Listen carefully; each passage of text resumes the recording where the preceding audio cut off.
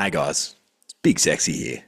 Just wanted to let you know, there's some mild coarse language. I don't know if we can rate this podcast like an M, or it's definitely not MA, and it's probably not R18 plus. But the boys got a little bit excited, okay? And we might have said a few choice words. So if you've got some sensitive ears floating around, probably just give them the old chat, Just go, hey, don't say it, especially at school, because everyone gets upset. Probably a bad word to say, that kind of thing. We apologise, but we got a little carried away. Anyways, can't say you haven't been warned.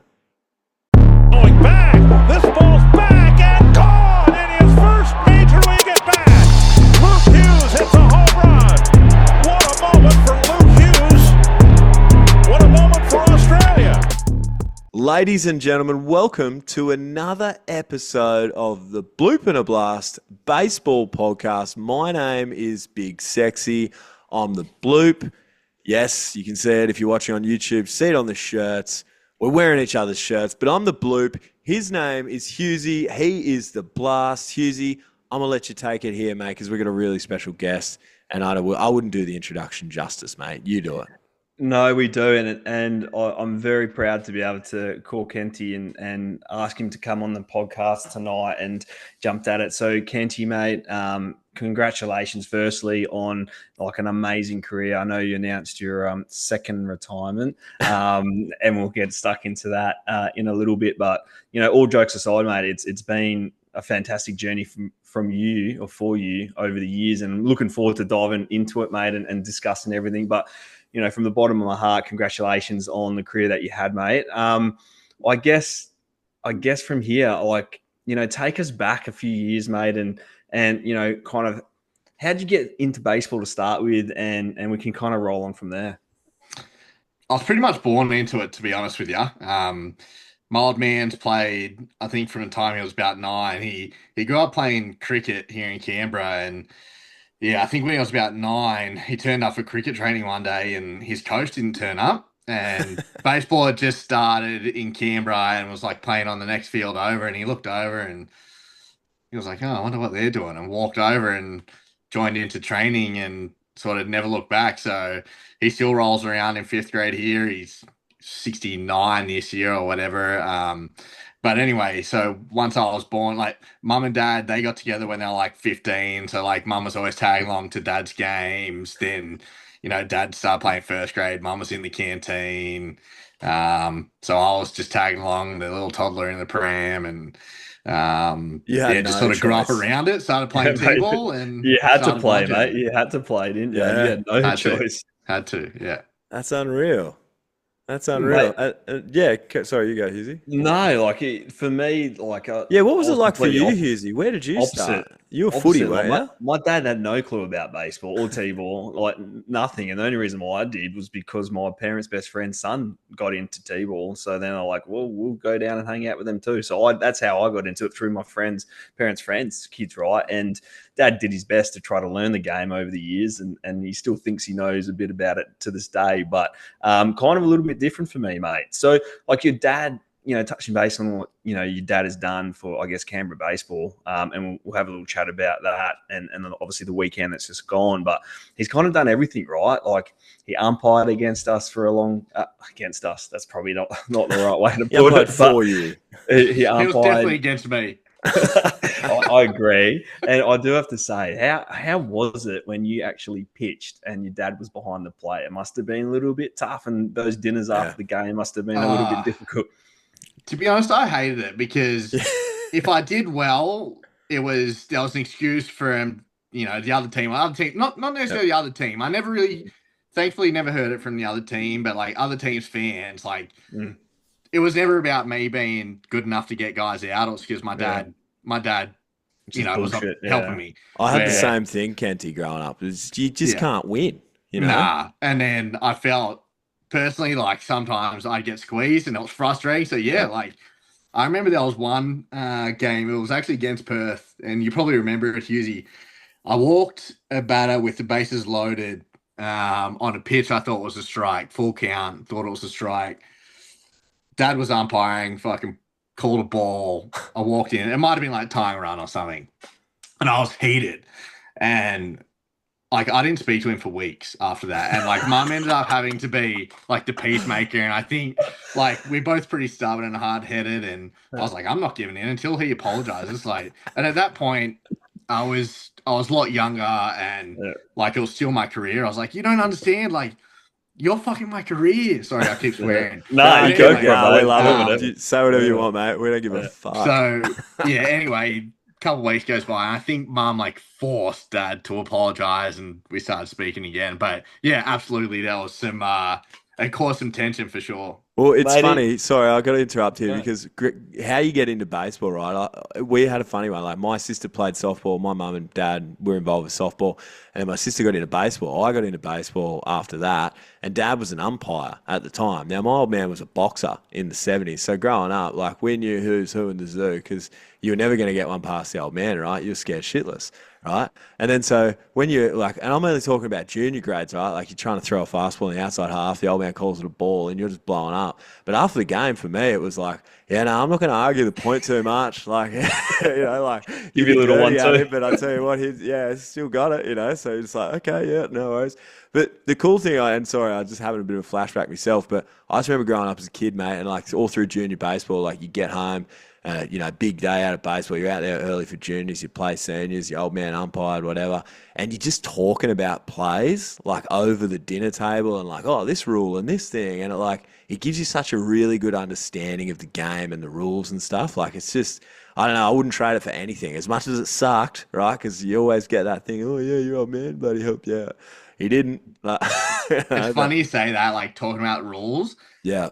Like dad knows the rule book in and out, Yeah. and like the most obscure rules, he knows it and he would enforce it to the letter of the law. Where Yeah. I'm like, I get that it's a rule, like I understand it, and I'm sure your interpretation is correct, but it's still a stupid rule and it shouldn't be enforced. It's like, no, why would it be a rule then? Like, so we'd have these arguments all the time. Still have it. We still have it. He'll dinner, ring get me me to and dinner. go. He'll ring me and go. Oh, I saw this on a game, like in MLB season. Yeah, that's bloody wrong. They got that wrong. I'm like, mate, there's like 30 games on today. Like, what do you want me to scrub through to the sixth? What are we doing? I'm glad someone else shared that. Maybe I should get my old man to get your old man's number. They can have those chats together. Yeah, it would be all yeah. sweet. Yeah, that'd be sick. Then Kenty doesn't have to have those conversations. Yeah, that's what I mean. anymore. We'd take each other's. Yeah, that'd be awesome. Yeah. Mate, Sorry, you your go. dad. No, we're talking about your dad, and I do have to say, you know, huge congratulations to him. He's done a lot for baseball in Canberra. I know he's been the EO. I don't even know how many years and been involved with that club, and he's, you know, still involved to this day and was over there in Perth over the weekend 2 weeks ago. And had the opportunity to win a championship, mate. Have you had the opportunity to have a little chat to him about that series? To be honest, I haven't spoken to him about it. It's pretty poor, probably, but it's also like I watched that and I'm like, man, It's tough. like I loved my time in Melbourne. Like I wouldn't change that. Melbourne was great, but I'm like, man, should I have had my last year at home? Like, and like he's been busy, obviously, with being the EO. Those guys are like, for every team, they don't get a minute to scratch themselves. So no, I haven't spoken to him. I'm sure I will get the chance. I think they only got home at like 8:30 tonight. Yeah.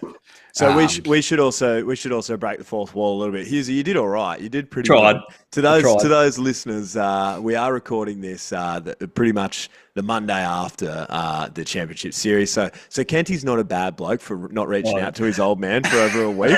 All right, guys. That backfired a little bit, didn't it? Hughesy tried to keep it up, but that's all right. As I said before, I'm going away. Oh, I didn't say it on air. I'm going away. So this is pre-recorded, this interview, but that's all right. Kenty, that's fine, mate. I totally expect you haven't spoken to your old man. He's so busy. They had a welcome home What party. a shit bloke. It's been 24 hours, 48 hours. He's dirty to his old man. Absolutely. Call the man, congratulate him, mate. Call him and say, great job, Dad. I'll have to do it. Yeah. Well, I mean, he was just washing laundry. He wasn't on the field. Ask him about meeting me. You just say, did some random bloke come up to you and talk to you? He'd be like, yeah, he did actually. Yeah. Jeremy who? Yeah. No, you wouldn't know me. I had a polo shirt on. But anyways. Yeah, no, look, it's funny that like I after I met your old man, I low-key had the same thought. Like Kenty, I was like, oh, imagine if Kenty's stuck in Canberra one more year and that, but hey, is what it is. The reality is, right, up to the last inning of the last game of the regular season, Melbourne was in the playoffs, right? Like, so yeah, I can't. It's Like I said, crazy. I don't regret it. I loved Melbourne. I loved the guys on that team. I love the coaching Mm, staff. I love the organization. So like, I don't mm, regret it. But there is mm. definitely like that Thought thing in the process. back of the head, like, Well, oh, speaking of that thing in the back of your head, let's talk about the first time that you retired. Now, again, we did a podcast a few years back on Players Podcast, and at that point you were hanging it up. Now, talk us yeah, through first of all that decision at that time, and like, Hughes is going to rag on you a little bit, but nah, let's cool. get through the serious stuff before he does. Yeah. At that point in time, you decided to hang him up, and what was the thought process there, Kenty? So 5 years ago, it was the COVID affected season. It was Yeah. like draining mentally. We played Melbourne 30 games. That's an exaggeration, but Something like stupid. You're that's right. like it Yeah. was just us and Melbourne playing the entire time. Yeah. It was like last minute decisions on whether we were going to be flying in, flying out, going anywhere. So that was part of it. The second part was my shoulder was like I thought on its last legs. I thought there was actually something wrong with it. As it turned out, I just needed a bit of a rest because Yeah. like a week after the season, I was like, actually, my shoulder's fine. But the last few weeks of the season, I was like, nah, my shoulder's cooked, and that was kind of it. So there wasn't any like super compelling reason. There was nothing that I was retiring for. I was just like, it was kind of like a spur of the moment decision. Like, yeah, I'm hanging them up, Yeah. and that's why it quickly turned into, no, I kind of want to still play, and went Yeah. on for another 5 years. Well, Yeah, it's you great. had that. There was that year of no ABL as well, so that's Yeah, good, right? So you're like, yeah. okay, let's take a little bit of time, I did get the so. juice. I had 1 year off. I think there was no season the next year. So Yeah, Yeah. yeah. Well, you retired, and the whole league shut down, mate. So there you go. That's how important you were to Australian baseball. yeah, And then, sorry, No, go. Nah, you go, mate. No, You I go. was just going to say, and then you come back. You obviously have a few years there. And talk us through those. Talk us through the last. It feels like, and not trying to put words in your mouth, but it'd almost be like a bit like borrowed time in a way. You know what I mean? You're like, well, I've hung them up, but I'm back, and you got this new lease of life. You then go away with the Australian team. I mean, go to Melbourne. Like it just seems like who's this cat? We thought he was done. No, he ain't done. Like yeah, it was cool. yeah. I guess you're right. I was just fortunate that I was working a job that allowed me the flexibility to do it. So I didn't have the pressure of that, as well as, my wife being awesome and never, like, it was never pressure from her to, like, all right, it's time to hang him up, nothing like that. So, like I said, I didn't really have any real reason. And you're exactly right. I was like, okay, well, if I still have the opportunity to play, then why not? Yeah, And it sort of, by that point, I knew like my window of playing the States was over. That was done. I wasn't trying to pursue a professional career anymore. Like it literally just came out. Okay, now the ABL is my big league, so let's try Mm, and like enjoy that as much as I can. mm. And I guess looking back at you spent 10 seasons with Canberra, you won one with Canberra, Yeah, right? And you can sit back at the end of it and go, man, I won one. yeah, And a yeah, lot of players haven't had that opportunity still to win a Claxon Shield. So, I know how much, over the weekend just gone, you still have those feelings, mate. I had those feelings when I moved to Melbourne. I won a championship, fortunate enough with them and with a lot of good friends there with Deesan and Deeves and that. And that was amazing. Morley was there that year. It was fantastic. But, when I moved back to Perth, sneakily down, and I had retired and I was like, man, maybe I just like try to strap it on again. And I just reminded myself how bad I played that final season of my career. And I was like, nah, that's good. I'll just go back to club ball. But you always will have those feelings, mate. But spending 10 seasons with Canberra, I remember all those times we visited Canberra. And I know we've had some good times over the years. And I remember up behind our dugout, you had a little fan club, the section, and they were so proud and supportive of you over your years in Canberra. I mean, coming out and playing there, like what was it like for you as a local boy playing for Canberra and being the face of the organisation? I mean, it was awesome. It's what I think everyone dreams to be able to do, right? To be able to play at home in what's a professional league in front of your friends, your family, playing with the guys you grew up playing with. Um, it's really hard to sum it up and put it into words, but like it's just awesome, right? Like, especially once I got a bit older, my kids got older. I'd be on the mound, but I could see my kids like running around behind my home plate, not paying attention at all, but like just having that sort of awesome family atmosphere. And yeah, it's just it was great. It was awesome. I remember that championship very vividly, and you did beat the Perth Heat. We've talked about that and that story and how wild it was for us as a Usually visiting brings it up team. once a week, Kenty. He brings it up Mate, once a week. He's like, it was oh, wild, bro, right? yeah. Nah, it was wild, right? And the amount of support that you guys had there and how passionate they were and the support they showed you post-game and the carry-on afterwards. And we got to share a few beers together. Funnily enough, randomly, we ended up at the same pub, I think, on the Sunday, and both teams were there. And Oh yeah. Remember that? And how long did you last there? I don't know if we're allowed to like dive too deep into that. Was this the one? No. We are going to. No. No. Stuff this. No, because Kenty was there. Was this the one that you missed Mad Monday for that you were telling me about last week? All right. Yeah. So how bad was he, Kenty? Like without, we just thought. See, the funny thing is, right? I've only heard the stories of how bad Hughesy was, like puking at the bar and stuff like that. Because the funniest thing, the game we won the championship, I came out and I think I got the last out of the seventh, maybe sixth or seventh, and then I came out to get the first out or two of the next inning. But in between innings, when I was sitting in the dugout, I was like, I felt something. I was like, what the hell was that? I looked down and like there was a spider on my arm. And I got bitten by a spider. I was like, oh, fine. And then we go out that night, go out the next day, and then like when we're at this bar, it was Suburban. It was like the place to be in Canberra at the time. I'm looking at my arm. It's just getting like bigger and bigger and bigger. And I'm like, I think I got to go to the hospital. So I ended up having to leave and go to hospital for a spider bite that I got in between innings in the championship game. That's I didn't know that. That's hilarious. Yeah.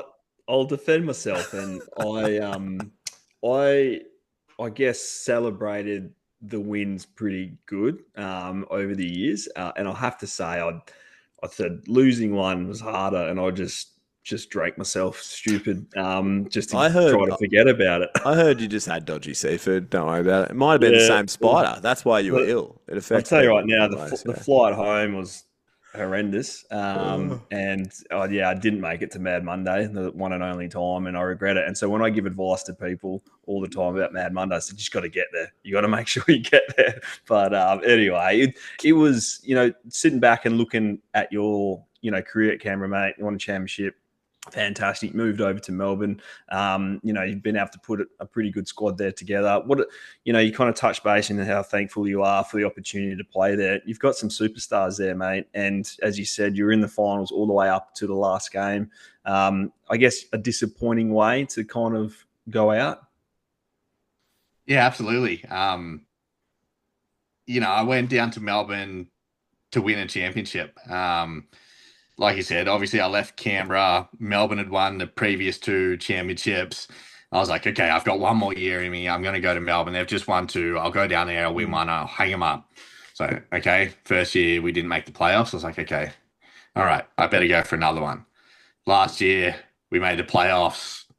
Obviously didn't win the championship. I was like, fuck, all right, I'll go again. This year, again, didn't make the playoffs, unfortunately, but as of right now, I won't be back for a full year.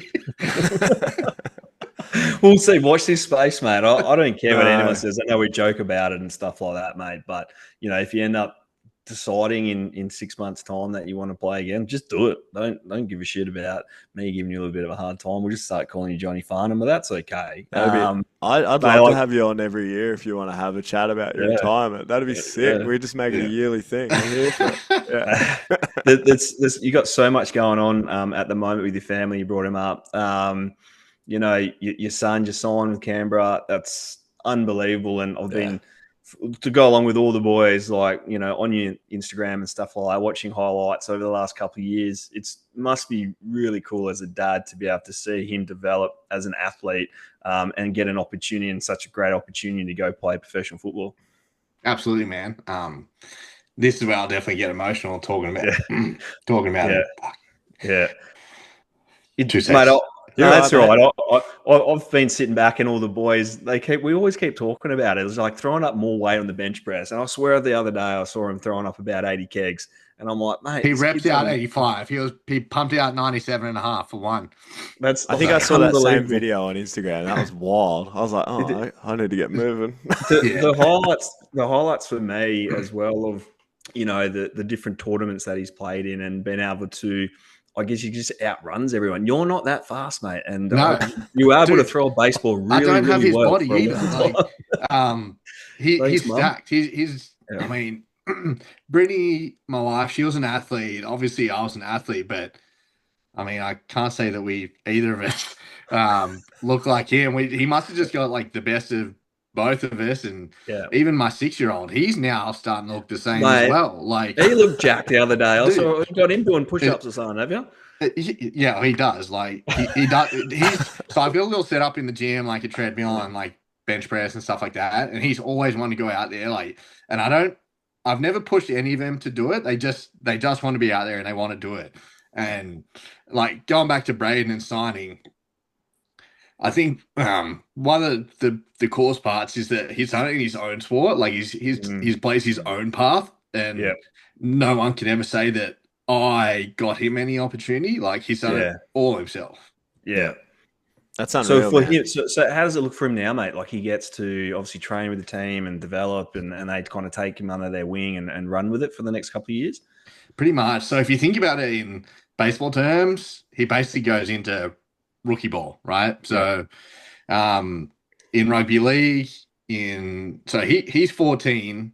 Their first competition is under 17s, and like Yeah. in I thought he was league you older. I play thought he was like older. so Yeah, it's not under 17s, it's 17s. Some teams. Yeah. So What position is he, Kenty? he plays fullback and 5'8", but he's one of the things about him, and I think probably one of the things the Raiders really like about him is he's versatile. Like you can put him in those positions in the back line where he gets guys one-on-one and he beats them, but then you can throw him in the forwards as well where you got to be tough in defense and he'll go and do that. So where he'll end up long term, I don't know, because obviously he's pretty big and muscular at the moment. Like depending on what his body does, he may like. Do you I don't know reckon where he's got gonna end more up. going, like going up and out and sort of? Obviously, he's got to be. He's 14, but like, what do you reckon? Do you reckon he's got a bigger frame and that? Like, he might move into the forwards or something like that? I think he'll end up being taller than me. So at the moment he's probably 5'9", but like he had an X-ray recently, and that's another story. The idiot, right before he signed with the Raiders, him and his mates went to the golf course, and he was hanging off a golf cart, fell off it, and got run over by it. And He's 14. Oh He's my 14. God, like He's having boys fun. being boys. I was in Melbourne. Brittany called me. She's like, "I'm taking Braden to the emergency room. Like he's been run over by the golf cart. I don't really know what's wrong with him." And I was like, I called him straight away, and he answered the phone. I heard it in his voice that he was fine. So as soon as I heard he was fine, I was like, "You idiot! Like everything you've got going on, we're in negotiations right now. Like you're playing on a golf cart, getting run over." Anyway, thankfully he was fine. Like he cut up his leg, had to get stitches on his shin, but like no major damage. They did, but anyway, back to the story. They did scans on him, and they're like, his growth plates are still so far apart. He has so much growing to do. Yeah. So I was like, okay, awesome. Like that's Awesome. one positive out of this whole thing. And Brittany's dad, he was like 6'3", 6'4". So hopefully he gets his height and not mine. So yeah, fingers crossed. He'll have your ticker though, mate. Hey? But, How about that? man, Yeah. he's definitely got that white line fever. Like even from a young kid, he controls it so much better now. But I remember like under 8s, under 9s, he'd get tackled and he wouldn't like it, and he'd get up and like cock his fist back, and like his coach would be like, "Stop him!" But thankfully, like in a few years, nothing like that's happened. He's not like that, but he's still definitely got he's got the mongrel where if he ever feels like someone has it over him, he'll be like, "All right, we'll see now." Like, it's pretty awesome. Square him up. I think I know where he gets that from personally. I've seen this white line fever for many years, mate. We played together on the national team for a long time, mate. Played against each other for a long time, and got to share like many special moments together. And I think the coolest thing for you is the ability now to transition into, watching him play and in continuing to help him along the way. And, it's great. It's going to be great to see actually for us as, mates, to be able to watch your son, continue to develop and hopefully get to watch him play, professional one day. It's going to be pretty special, man. Kenty, Yeah, it's exciting. He's got obviously his dreams to play in the NRL, and there's a long way to go, right? He's 14.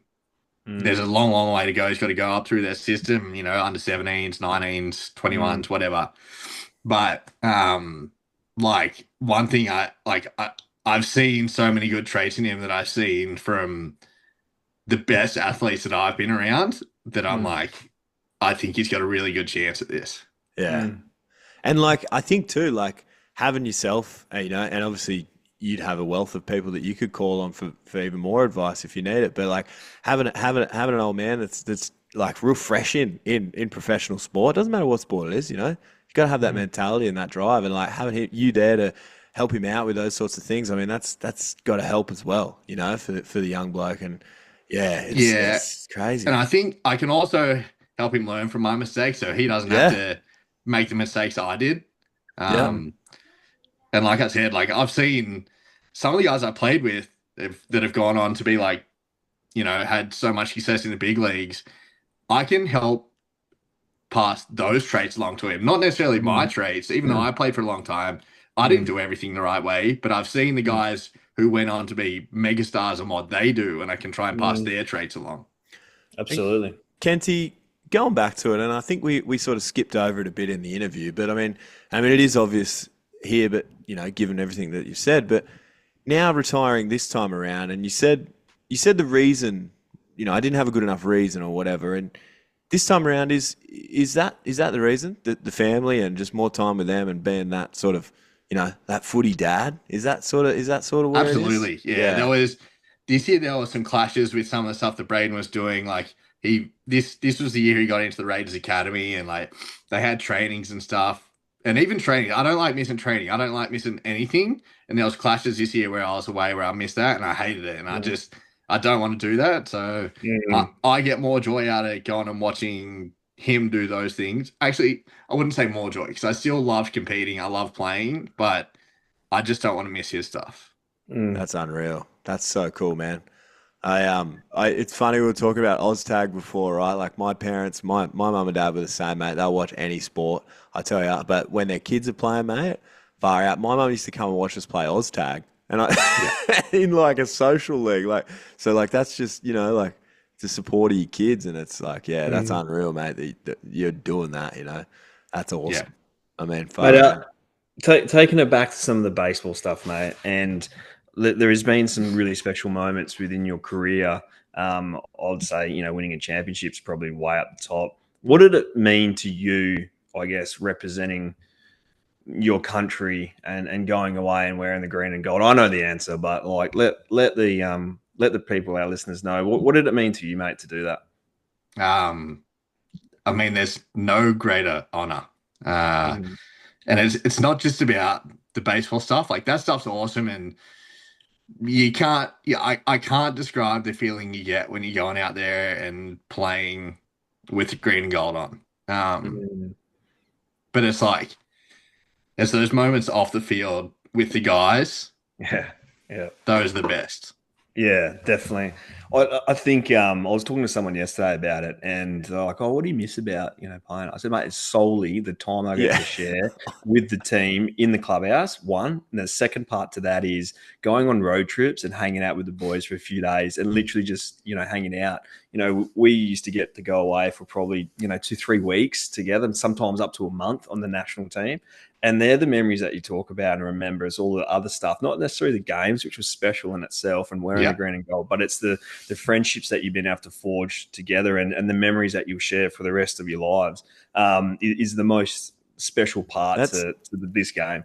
That's been the thing with you, Hughesy. You've said it the whole time. I reckon your whole career was just socialising, wrapped up in a bit of baseball. Yeah. Man, like I said, I loved competing. I gave it everything I had every time I stepped out there, but getting the boys together, having the rookie stories, dude, Yeah. You get your one day off during camp, and you go out and you have a few beers, and it just turns into like the craziest nights. And Yeah. it's just all those things that, like, the baseball's awesome, but spending that time with your teammates, and it's you can't describe it. It's awesome.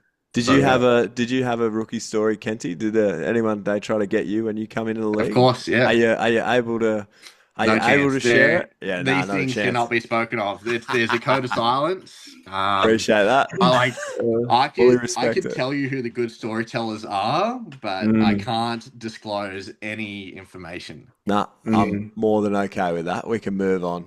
Hughesy? No, we've had there's been some great storytellers over the time, and things would. I felt like it was a good way for people to get to, I guess, know the team and then the players coming in. And at times there are some young guys that you don't know much about. And one, you're just trying to break down the boundaries a little bit and then just bring them in and understand it's just another team and we're all just mates and we're just literally going away to play a game and win some games and hopefully, have a sniff at trying to win, a tournament. And I think those memories of that and those times that you spend on the bus together just builds that team camaraderie. And there's been some cracking stories over the years. Some great stories. And Kenty, as Kenny said, we can't share them. Kenty, all right, I'll move away. That's fine. That's all right. I just thought maybe there was something we could try out there for our listeners, but that's even better. I like that there's nothing there. Kenty, out of your career, and it's quite an illustrious one, what would be, give me, okay, so if I said give me a highlight, it's probably going to be, playing for Australia, but give me a Team Australia highlight, and then something along the way, whether it is winning a championship with Canberra, or maybe there's an obscure game that you threw in Canberra or in Melbourne that was you know what I mean? Give me one in the ABL, and then maybe we'll start with Team Australia. I've got one I want to ask him about too.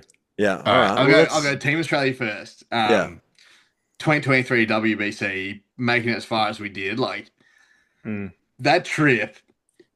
When we made it to the quarterfinal or whatever it was against Cuba, we were going. So it was such a whirlwind, right? Both teams. We were in Japan at the time. Both teams, same hotel. We all had to pack our bags, take them down to check in to a chartered flight before the game, right? Both us and Cuba were down there, checked both our bags in. They took our bags, Cuba's bags, to the airport. Whoever won that game went straight to the airport, caught the charter flight straight to Miami.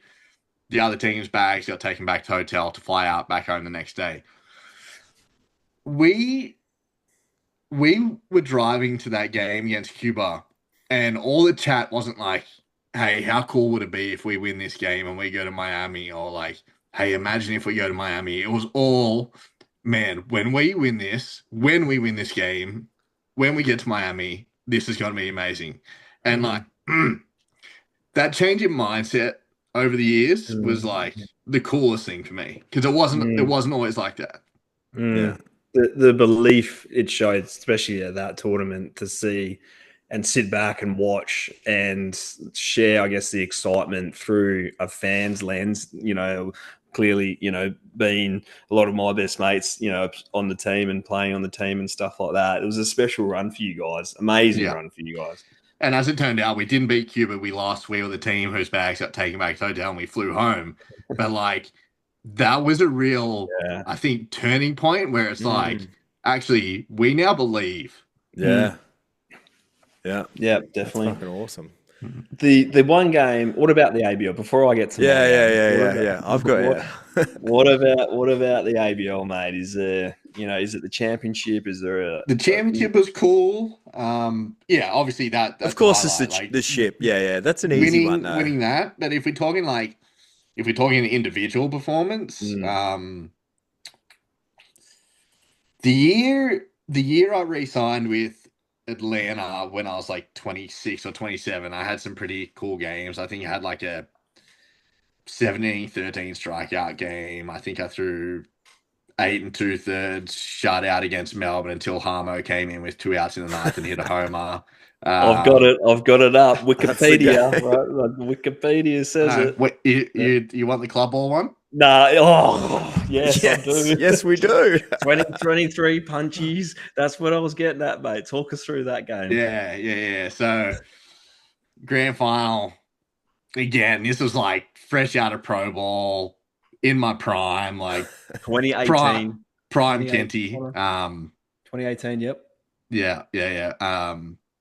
ACT club ball grand final. Oh, I don't know if the Wikipedia says the second part of it, but I'll go with the first part. So, anyway, complete game, shotty, 23 punch outs, right? So pretty cool. That was Let's awesome. break that Game down a one. bit. What was your club ball name, and who were you playing? The Ainsley Bears forever. Ainsley Bears. I've always been the Ainsley Bears from the time I started playing T-ball till today. That's a dope name. Yeah. And who were you playing? We're playing the Belconnen Bandits. Belconnen Bandits. Was it Actually, heated? I don't know if they're officially called the Belconnen Bandits. They're just the Bandits. I don't know. They're homeless bandits. Wikipedia says that. He hates them. The homeless bandits. You heard it here first, Belconnen. Get out of here. We don't like you. Yeah, right. So you come out, you go 23 punchies in a state league grand final. How's that? So that was game one. Yeah, that was awesome. okay. Like that was cool. It was like fiery again. Like I think it was like the 9th inning. This time, Dad was umpiring at first base. There was a check swing for like maybe my 22nd punchy that he said, yeah, the guy went around and like their dugout's chirping again, like, oh yeah, you need your dad. And I was like, yeah, that's only my 22nd punchy for the night. Like, okay. I'm just going Johan Santana on you with bitches right here. Like, what do you want from me? So that was cool. Then game 2 the next day, we were down like by a run or two in the 7th. Were you hitting? I came in, hit a 3-run homer for us to go ahead, and I was like, all right, well I better close it out too. So I came in through the last 2 innings, closed it out. That's a great series. He's got a win with an exclamation point. He's got a 3-run yah, and he's got a 6-out save just for the that's weekend. The last, like the oldest email I have in my inbox is like someone clipped the video and sent it to me, and it's like the one I refuse to delete. So I've still to this day got it in like a Google Dropbox. Can you email it to me? Can you email? Like I'm not joking. We're on air right now. Can you email it to me later on, and I'll do a breakdown of that. That is unreal. That is. I want to. It makes sense now. I got some good club ball stories though. But it makes sense now why you retired not too long after that. You threw 480 pitches in 2 days. And you think that one was, dude? No wonder your shoulder was sore. I think that one was like Thursday and Sunday or Friday and Sunday, something like that. I had a day off in between. Mate, Last year's club ball grand final, I threw another CG, but only had 17 punches in this one. So that was Friday night. Game 2, Saturday. We lost game 2. Game 3, also on Saturday. I was like, all right, well, we got to win this one. So 130 pitches Friday night, CG. Game 3, Saturday, I was like, all right, fuck it, I'll start this one too. So I started out. I only threw 2 innings, so I couldn't go anymore. But yeah, started game 3 on the Saturday after 130 the night before.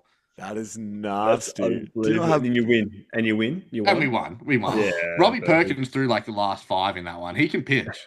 Does Perko play at your club ball team? Oh man, yeah. No wonder they win all the time. That's cheating. Who else plays in there that we know? Jason Lott. Okay. A few other ABL guys, Lee Mills. For a while we had Frank Gailey, Carl Perkins. We were loaded. At one point, there was one point where we had like stacked team. If there was like a club ball championship, we always talked about like I want a club ball champion because I know like the Windsor Royals had like a pretty stacked team for a while. I know Morley was stacked for a while. I was like, this would be awesome for us to play. Melville, obviously, with the Kennellys, 17 Kennellys there. But I've been talking about awesome. That would actually be sick. That'd be awesome. The one thing I do have to go back to 2018, you rolled that 23 punch out championship series into a 2018-19 7 wins, most wins that you had. And I think that led the whole of the ABL. I don't know if it still stands that record now, mate, but you've got some really cool, I guess, time in the game, mate. Are you still going to play club ball? Is that still something you want to do? Or so at the end of this ABL season, like I was hanging on by a thread again. Mm. But I said to Deeves, I was like, dude, I'll throw until my arm falls off. I don't care. But I think I literally did throw until my arm fell off, like in that last Mm. game. The reason I didn't start that last game of the year was because I physically just couldn't. So we made a late, I was supposed to. We made a late call for Chase Jesse to start. Mm. I end up coming in the second inning and throwing 3 innings anyway. And I was like, It's like, Was this the game against Sydney? Is this? no. We damn, can get to bro. that one too. But anyway, so I've had an MRI and like I'm waiting on the results. I had it last Thursday and like I keep just checking like, okay, am I just being a sissy? Is there nothing wrong, or is there actually something wrong with my elbow? So like Yeah. depending on what the results say, yeah. See what will happens. determine what I do. Yeah.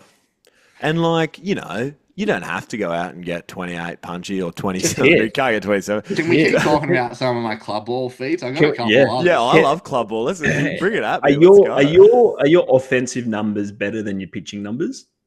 Nah. I actually haven't hit for a few years. I just once I got older, it really did take a toll. I don't know how Otani does it. Like I was like, nah, this is too hard. Yeah. I was an okay hitter. I was never like a great Yeah. hitter. I'd run into a ball every now and then, and I hit a few homers, but I was never a great What side do hitter. you hit from, Kenty? I'm a lefty. Yeah, right. Or left. Yeah, right. My winter club ball team when I'd go down and play in Wollongong, where it was me and Atho. Now we had some pretty impressive games there too. Imagine rolling into seeing Atho and Kenty. You're like, what? What are we doing here? It's winter club ball, guys. So if you're talking about a good hitter, Atho can rate. He was my shortstop. I started. He played shortstop. I think the next year after my 23 Punch Out Grand Final, we were playing club ball in Wollongong. Yeah, it was 2019 because the only reason I played down there was because I was getting ready for the Premier 12 in 2019. So I went down there. Atho and I in the grand final. I was supposed to go like the first 5. He was supposed to go the last 4 to finish it off. In the first inning, Atho like swings out his ass and tears his oblique, and he's like, oh, "Okay, I can't pitch." So I was like, "Oh, okay." So I went CG 22 punch outs that game. Jesus Christ. Do the other teams that you play against in these comps just go, man, what are we doing? What are you doing, man? I don't think now, maybe back then, but like I definitely, I'm not. I am definitely aware I'm not the same guy I was. So I think now there's not that whole intimidation factor that they may have one day been. Club ball Kenty is nasty. Absolute nasty. You're I'd nasty like to see anyways. some career stats on this club ball career too. We'll have to dive deep into that and try to find some stats. If you can, please send me any of those old email videos. Like, please send them to me. I've got it here now. Yeah, I've got it here. I found it. I went into my inbox and I'll put that on the Blue Blast socials, mate. That way, if that's okay with you, and we can immortalize it.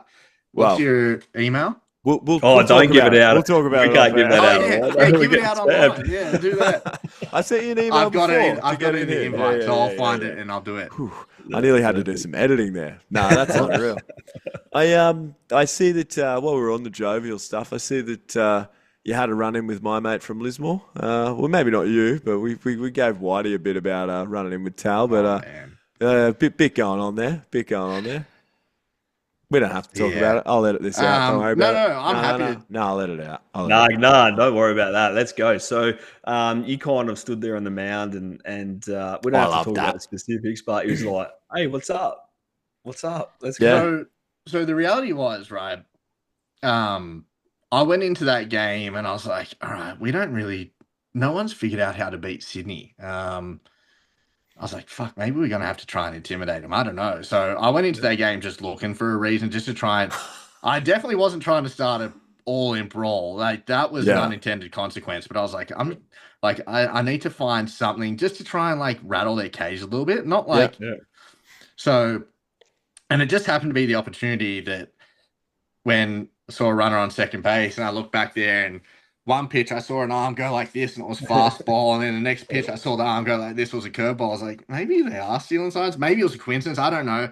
And like, I actually don't like I expect runners on second base to steal signs because it's part of the game. Like it is what it is, right? And I want my guys to do it if that's going to get them an edge offensively. And I expect the opposition to do it. But I'm like, okay, if you're going to be that obvious and like I can see that you're doing it, and whether he was actually doing it or not, I don't know. But it seemed like it. So I was like, all right, maybe this is the thing where it's like this is my opportunity to try and like start something. Yeah. So anyway, started did. just like having a chat, like, hey man, like if you're gonna do that, maybe be a little more discreet about it. And obviously the chirping started from the dugout. And I swear on my life, I actually didn't care about it. This was literally just like I'm trying to do something here. Fire 'em up. And then all of a sudden, I hadn't let everyone else in on like my thought process. So then all of a sudden, they were rushing Sydney's dugout, and I was like, "Uh-oh, Shit! What have I done? They got What your have I back, done? Kenty. You're the OG, And as it man. turns out, we still lost the game. So my grand plan didn't work in the end. But I had to try something. But there comes times when you have to do that stuff. It's like, all right, let's just try this. It And maybe we'll looked- get a little ruckus. Watching the video, because I clearly watched it a few times doing that breakdown, it looked like you just went full beast mode on that guy. Was it Ray at third base?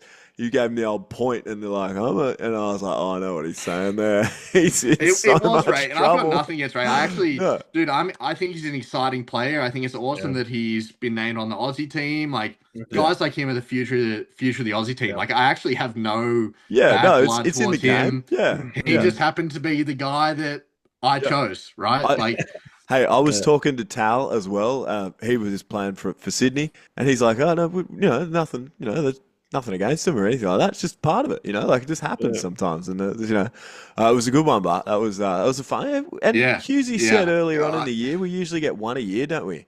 And we hadn't had one, but it was a good one. Yeah, that was a good one. Look, in the end, no one got hurt. Nothing serious happened. I know. Yeah, no one got suspended. Nothing. I don't know how, but Liam Doolan still trying to drink his cup of water. I don't know if you guys saw that. This poor bloke just trying to enjoy himself. There was some pretty good clips that came out of that. Like Birdie coming in throwing guys out, and I'm not gonna throw anyone under the bus here, but one of the aggressors on the Sydney side got thrown out of the pile, and then all of a sudden, like by Birdie, and then all of a sudden, like runs off screen. It's like, oh shit, yeah, Birdie's a big guy. Maybe I'll just go this way. He was moving some humans. He was moving. He's a big boy, and we definitely. I think Sexy was very strategic on how he broke that down and video and what he used to make sure no one else was incriminated or anything. Yeah, like look, that. I don't quite have the platform of a John boy, so I didn't really want to. And also, like I know, and I'll air this, all right, because I guess this has gone around a bit, and you and I, Luke, we've spoken about it, right? So that whole thing, like, yeah, it happens, and people want to see it. It's like a car crash, right? It is what it is. It's a part of the game, rightly or wrongly. You don't want kids seeing that. I get it. I get that. You don't want kids replicating that, right? Totally. But also something happened, and it happened in an adult game and all of that kind of stuff. What I covered, yeah, there's some stuff maybe I left out because at the end of the day, we probably don't need to see how the sausage is made. Do you know what I mean? But sometimes we just want to enjoy the sausage. You know what I mean? So we got a little bit of the sausage. We didn't see all of the juicy bits, and that's totally fine. But also at the end of the day, I might What have are we to run talking into about here now? Oh, he knows what we're talking about. He knows what we're talking Talking about. sausages. He's got all types of things going on. I'm going still deep on it. All right, I'm done. Yeah, it was exciting. That was fun. I'm done talking about it. So Kenty, mate, I guess we understand the family side and how much that means to you, and you've got a very, very loving family, mate, and the support that they've been able to give you has been, fantastic for you, right? And the ability to continue to play and be supported by everybody has been phenomenal.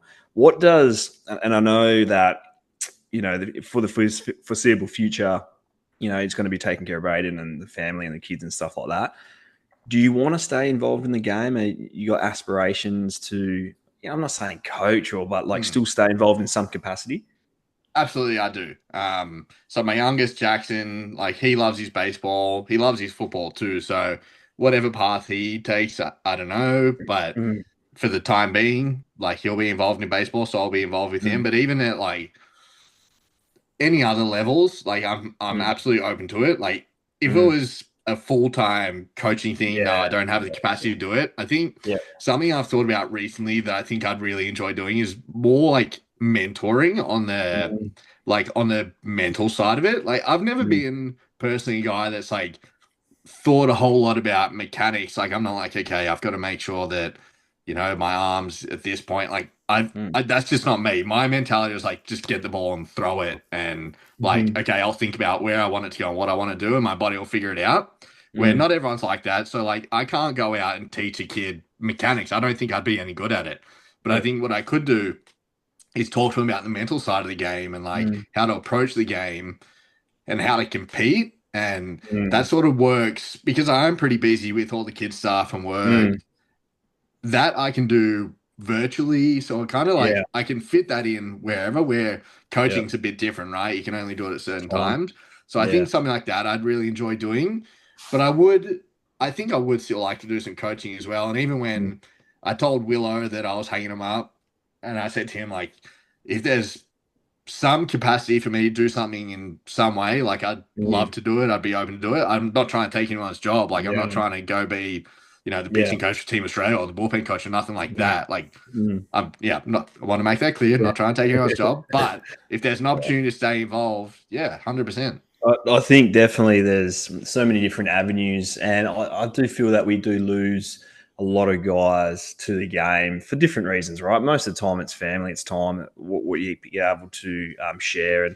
But if it's as small as, the ability to share your story and share your knowledge within the game, mate, do it. Like I tell everyone to do it. And especially there in Canberra, they would love, any part of what you can provide to that, state, especially after winning championship and everything's kind of rolling there really nicely, mate. So, no, it's good to hear, mate, and I really do hope you stay involved in some capacity for sure. Absolutely. Yeah, look, I think, I'd just keep talking about sausages and how they're made, so like we might as well wrap it up there, I guess. Mate, no, Kenty, amazing, mate. Oh, you got more, Hughesy, or what? Sorry, I'll just say congratulations on the career, mate. I know we didn't touch base around, the professional side of things, but there's so much, so many good stories and so much time spent, and obviously you got to spend quite a few years over in the States, with your craft and fine tuning everything like that. Representing Australia for a long time, played more years than the 14 that you showed in the ABL. It's been fantastic to be able to compete against you, mate, to call you a teammate, to call you a mate, to watch, now seeing your kids grow up and doing their thing. It's really special, mate. And I love you, mate, and congratulations for everything that you've done. And, like when you sit back in a few years' time, mate, and sit back and we can reminisce and have another beer together, I really look forward to sharing all those stories about being on the bus together and all those rookie stories again, mate. So, congratulations, mate. Send my love to your family. And this has been, mate, one of my, I have to say, the funnest pods that we've done all year. Yeah. Very candid, very open, mate, and you shared a lot of stuff, and we really thank you for that, for sure. Thanks, man. I appreciate you having me on. I'm sure when we're older and do get that chance to sit down and have a beer, those stories will be even better than they were the first time. They might be a little bit more elaborate, a little bit, bit added here and there, but I'm sure they'll still be just as good, if not better. Sorry, I nearly sent it home, but I've got one more question for you, Kenty.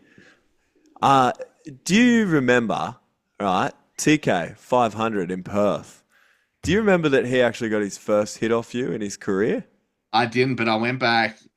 Someone said that they went back to watch the video, and they told me that, his first hit was off me, which is no surprise because he always owned me.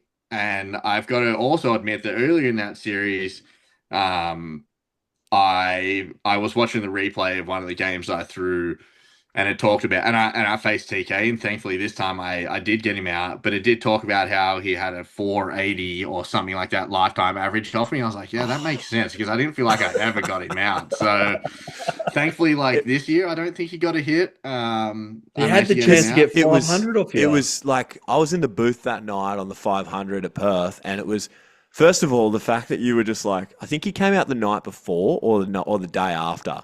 Or no, it was the game after. And we're just like, Kenty is awesome. Like, what the heck? It's just like, yeah, don't worry about it. Got a baseball game? I'll pitch in it. I also heard you went 23 strikeouts the next day for Morley Eagles. But anyways, that might be false. That series against Perth, though, I went the first 3 games of the series, and that was the point where I was like, yeah, I knew by that point I was definitely hanging him up. And Deeb said in the clubhouse, like, before the series started, guys, we need more guys like Kenty. He told me he's hanging him up, and I hadn't like told the whole team yet. He told me, like, we got on the beers in Canberra after the series, and I told him I was hanging him up. Anyway, we get to Perth, and he's like, we need guys like Kenty who are prepared to go out there, and like he told me he'll throw until his arm falls off, and like we need everyone on the team to have that same mentality because he's hanging him up, blah, blah, blah. And I was like, I guess it's real now. I'm definitely hanging him up. I threw night 1, and I was like, oh, fuck, well, I've got to really live up to it. He's just told the whole freaking team that I'll throw every night. So then I threw the first game of the doubleheader the next day, and that night I was like, hey, I need some heat cream from Hoppy, the physio, and he was rubbing it on, and Milo looks over. He's like, what are you doing? I was like, hey, if you need me, I'm ready. Sure enough, they needed me. And then the next day again, I was like, if you need me, like, Yeah. whatever. And then we lost by a fair bit, so I didn't have to come in. But I really wanted, I wanted to do it just to, because I'd never thrown 4 games in a weekend. I thought it'd be really cool, but I didn't get the opportunity, unfortunately. But yeah, it was cool. It was cool to throw 3 in 2 days. That was cool. Were you just thinking to yourself when TK's there on 500 though, you're like, I'm not letting this happen one more time. I'm getting him. I'm going to get this guy. I didn't actually know that was going on. Yeah, I didn't know. No, that's fair enough. When I came out, whichever night it was that I faced him, my wife said, like, oh, you didn't give up his 500. Like, that's good. That was, like, to her, that was the coolest thing, that I didn't give up his 500 because he always gets hits off me. I was like, oh, I had no idea. Like, but yeah, I mean, TK deserves everything that he's gotten, all the achievements he's done, all the accolades, all the records. Like, he is, I know we've gone off tangent a bit here, but like, he is the perfect example of the type of person, the type of player, the way he prepares, the way he competes, the way he leads. Like, every young kid coming up to Australia should try and be like Tim Kennelly. Yeah, absolutely. He's a legend. Legend. Do you reckon he's got another year in him? I know he wants another one. He's dying for that championship. I do think he has another one in him. I'm not going to say why I think that, but he may or may not be coming again. No, he's not coming again. Hey, whoa. There's no spoiler. I've completely made that up. He'll never leave Perth. But, no, when I announced my retirement, we just had a conversation back and forth. So I think yes, you'll definitely see another one out of him, unless he changes his mind. Another 3. He's good. He's good for it. He'll be at playing least one. 50. At least one. Come on now. Yeah.